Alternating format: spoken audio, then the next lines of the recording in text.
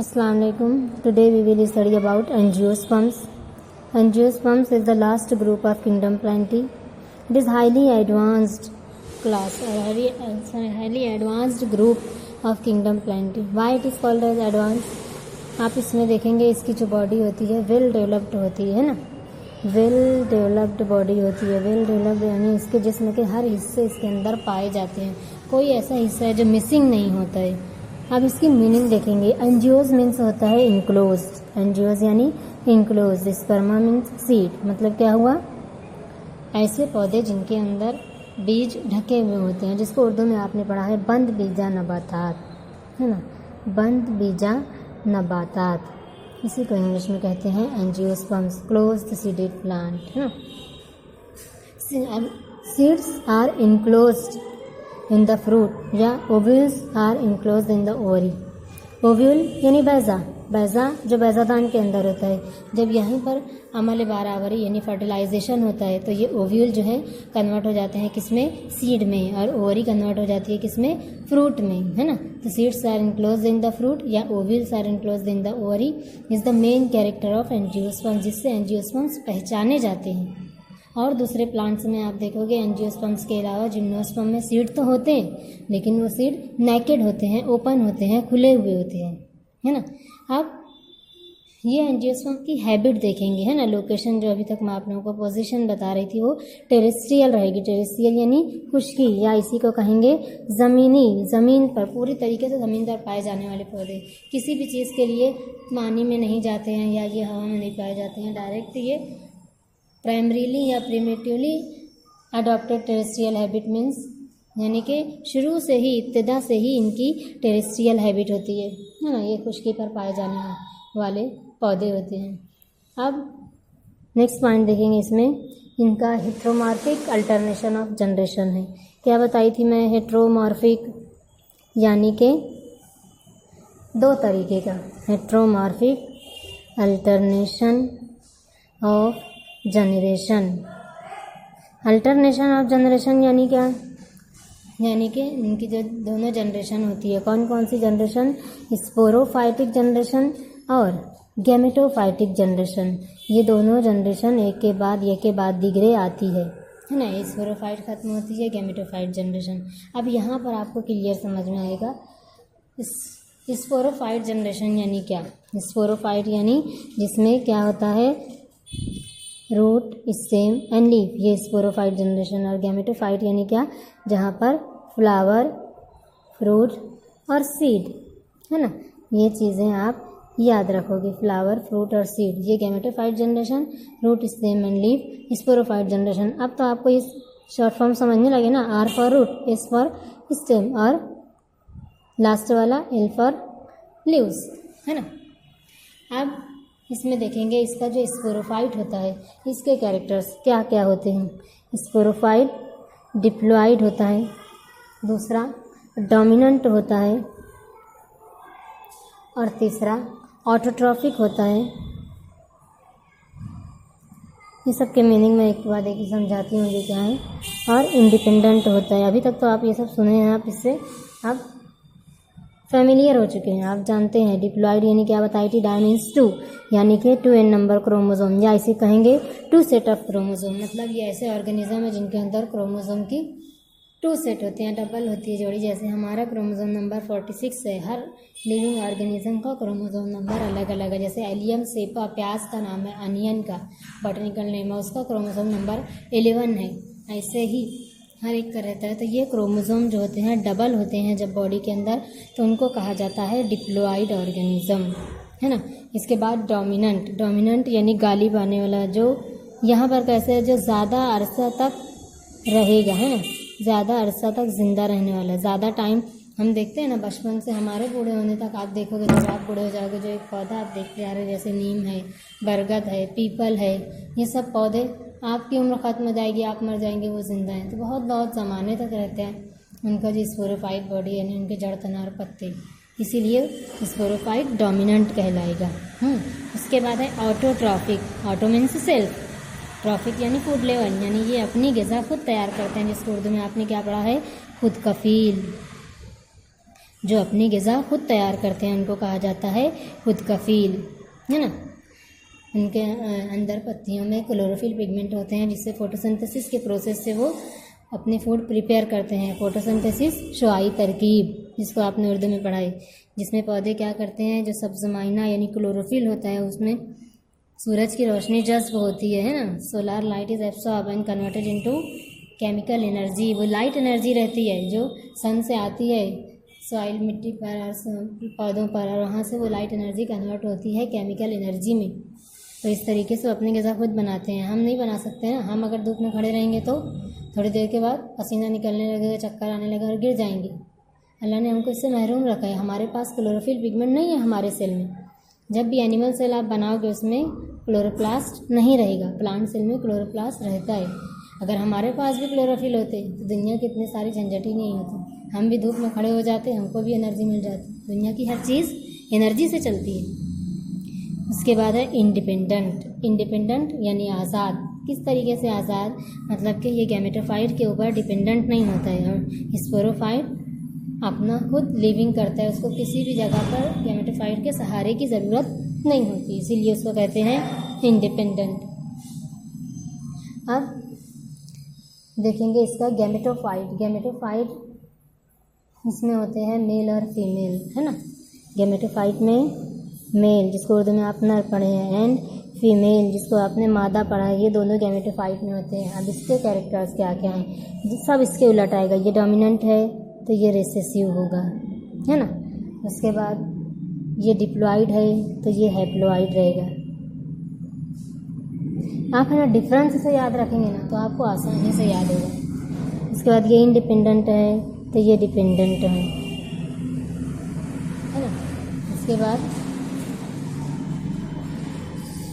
जहाँ ये हेटेरोट्रॉफिक रहेगा, हेटेरोट्रॉफिक भी नहीं, मतलब उसके जो एनर्जी है वो प्लांट से ही मिलती है। ऑटोट्रॉफिक इसीलिए नहीं आएगा। देखो डिप्लॉइड का अपोजिट हैप्लॉइड है, तो आपको आसानी से, ये 2n नंबर क्रोमोसोम है, ये क्या रहेगा, n नंबर ऑफ क्रोमोसोम। इसमें क्रोमोसोम का सिर्फ एक ही सेट होता है, उसको कहा जाता है हैप्लॉइड। उसके बाद ये रिसेसिव है। रिसेसिव यानी कम अरसा तक रहने वाला, है ना। इसकी ज़िंदगी कम रहेगी, क्योंकि आप देखते हैं फ्लावरिंग सीज़न होता है, फ्लावर का एक मौसम होता है। जैसे इसमें नीम में आप देखेंगे, अगर आप गौर किए होंगे तो आपसे गौर करना, नीम में डबल फ्लावरिंग सीज़न है। नवंबर में भी फ्लावरिंग होती है और मार्च में भी फ्लावर होती है। पहली बात तो ये, आपने नीम में फ्लावर देखा है? नीम का फ्लावर बिल्कुल स्मॉल, बहुत टाइनी, छोटा सा होता है, वाइट कलर का होता है। और ये फ्लावर से जब फ्रूट बनता है तो उससे डबल साइज़ का होता है। पहले ग्रीन कलर का होता है फ्रूट, फिर येलो हो जाता है। मालेगांव की ज़बान में उसको निमकौड़ी बोलते हैं। आप देखे होंगे शायद या नहीं भी। जो उसका फ्रूट होता है ना, वो पूरा प्लांट ही मेडिसिन है। और हम बहुत खुशनसीब है कि इंडिया का इसका नेटिव प्लेस है। ये प्लांट हमको यहाँ मिलता है, लोग इसके लिए तरसते हैं, यहाँ से ले जाते हैं। आखिरी ज़माने की एक निशानी हमारे नबी आसलम ने कहा है कि जब अरबस्तान में, वहाँ के रेगिस्तान में नीम के दरख्त उगने लगेंगे तो क़यामत करीब होगी। और आज वहाँ बहुत नीम के दरख्त हैं, हम क़यामत से बहुत करीब हैं, है ना। तो ये नीम का दरख्त जो होता है इसमें डबल फ्लावरिंग सीज़न होता है। तो फ्लावरिंग सीज़न आया यानी कि कुछ अरसे के लिए फ्लावर खिलता है, उसमें पॉलिनेशन होता है, फर्टिलाइजेशन होता है, और उसके बाद फ्रूट बन जाता है, ख़त्म हो जाता है। फ्लावर से सीड तक का प्रोसेस जो रहेगा, दौरानिया जो रहेगा, वो कहलाता है गैमेटोफाइटिक जनरेशन। इसीलिए ये रिसेसिव है, कम अरसे तक है। अब यहाँ दिया है इंडिपेंडेंट, ये डिपेंडेंट होता है। क्यों डिपेंडेंट? ये फ्लावर कहाँ खिलते हैं? पौधे के ऊपर ना, जड़ तना पत्ते शाखों के ऊपर खिलते हैं, तो यानी डिपेंडेंट हुए ना उस स्पोरोफाइट के, उसके ऊपर डिपेंड रहते हैं स्पोरोफाइट पे ये आते हैं, वहाँ से ग़िज़ा लेते हैं, वहीं उसके ऊपर ही पूरा फ्रूट बनता है, इसीलिए डिपेंडेंट रहेगा। समझ में आ रहा है? नेक्स्ट कैरेक्टर देखेंगे, हेटेरोस्पोरस भी होता है। एंजियोस्पर्म्स हेटेरोस्पोरस होते हैं। हेटेरोस्पोरस, हेटेरो मीन्स डिफरेंट, है ना, यानी कि 2 टाइप के स्पोर्स होते हैं इसमें। अब वो 2 टाइप के स्पोर्स कौन से हैं? पहला है माइक्रोस्पोर, जिसको कहा जाता है कॉमनली कॉल्ड एज पॉलन। अब इसको उर्दू में आपने पढ़ा है ज़ीरा। आप ना जो 9th और 10th में स्टडी किए हैं, अगर आप वहाँ अच्छी तरीके से स्टडी किए होते तो ये आप लोगों के लिए ज़रा भी मुश्किल नहीं है। सब कुछ वही है, सिर्फ लैंग्वेज चेंज है। और जो लोग इंग्लिश मीडियम से सेमी इंग्लिश के लिए हैं उनका तो कुछ भी नहीं है, उन्होंने जो पढ़ा है वही दोबारा से पढ़ रहे हैं, है ना। तो पौधे के अंदर फूल में जो मेल नर का जो ज़ीरा होता है उसको पॉलन कहते हैं, वो माइक्रोस्पोर है, वो एक टाइप का स्पोर हुआ। अब दूसरा जो है, अच्छा पहले ये बनता कहाँ है, पॉलन फॉर्म होता है या माइक्रोस्पोर फॉर्म होता है माइक्रोस्पोरेंजिया में,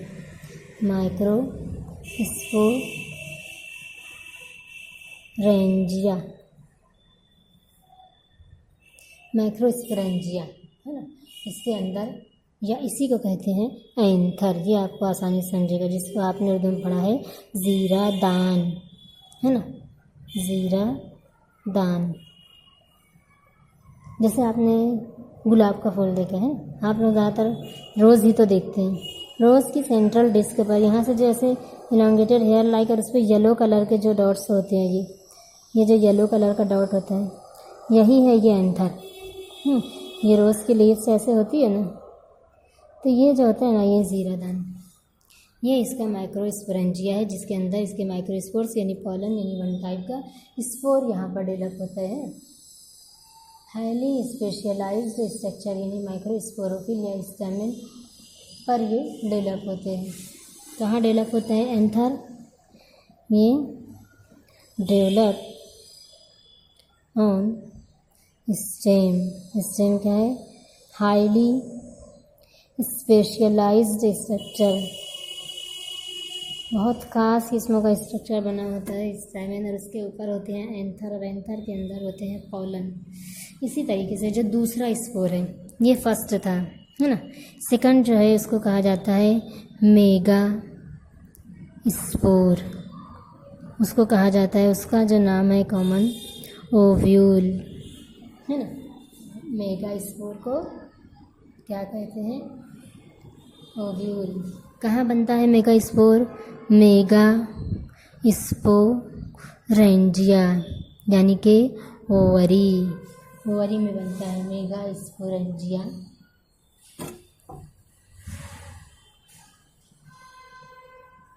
और ये ओवरीज, इसका दूसरा नाम है कार्पेल, है।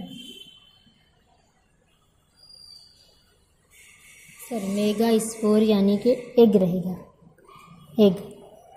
और वो मेगा स्पोर कहाँ रहता है, वो ओव्यूल में रहता है, ओव्यूल, है ना, सॉरी फॉर दैट।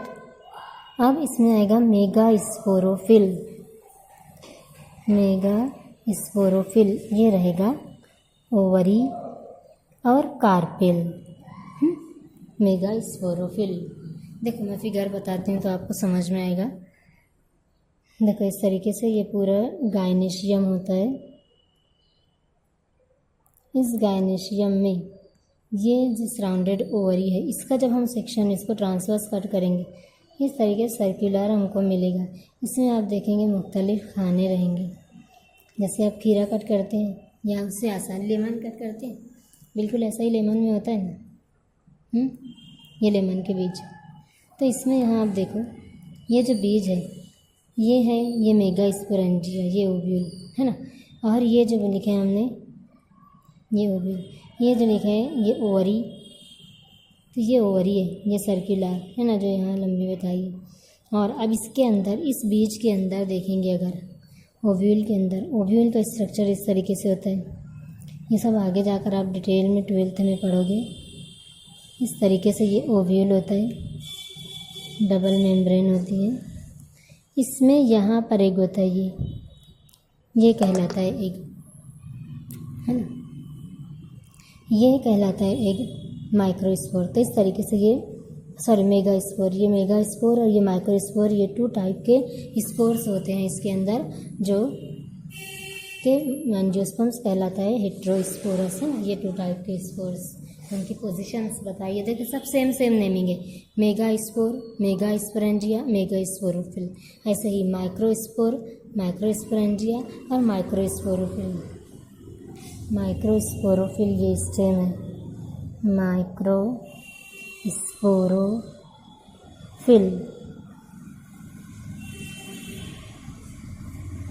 माइक्रोस्पोरोफिल, है ना। ये दूसरी इस तरीके से कंप्लीट होता है। अब इसके अलावा और कैरेक्टर्स इसके देखेंगे। Besides this the essential words of microsporophyll, है ना, जो एसेंशियल वर्ड कहलाते हैं। इसेंशियल वर्ड, अभी इसकी मीनिंग आपको क्लियर करना है।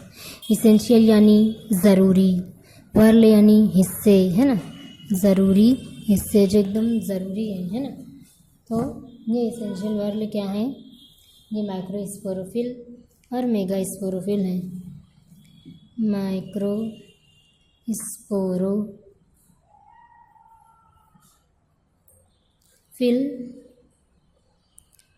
हाँ, इसी को कहते हैं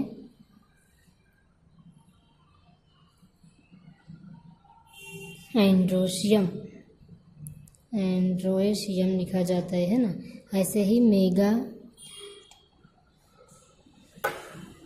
स्पोरोफिल यानी कि गायनोशियम, है ना।